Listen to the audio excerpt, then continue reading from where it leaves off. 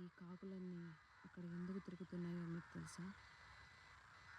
అక్కడ కనిపిస్తున్న వేప చెట్టు కింద 4 ఏళ్ల క్రితం ఒక ఆమె ఉరేసుకుంది. ఆ ఆత్మ వచ్చినప్పుడల్లా ఈ కాకులు చల్లా చెదురైపోతాయి. ఇప్పటి వరకు అక్కడే ఉన్నాయి. ఆ ఆత్మకి అంత శక్తి ఉందని చెప్పి ఇక్కడ వాళ్ళు చెప్తూ ఉంటారు. మళ్ళీ చూడండి, ఆ కాకులన్నీ ఎలా వెళ్ళి ఆ చెట్టు చుట్టూతో ఉన్నాయి. దుష్టశక్తి అనేది ఇక్కడ బలంగా ఉందని ఇక్కడ వాళ్ళు చెప్తూ ఉంటారనమాట. సో అదేందో చూద్దామని నేను వచ్చాను. వచ్చిన తర్వాత నా కళ్ళతోనే చూశాను. అక్కడ ఒక ఆత్మను చూసారా? మీకు కనిపిస్తుందా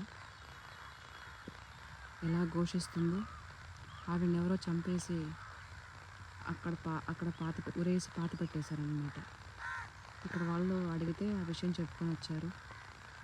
ఇదండి. బాయ్.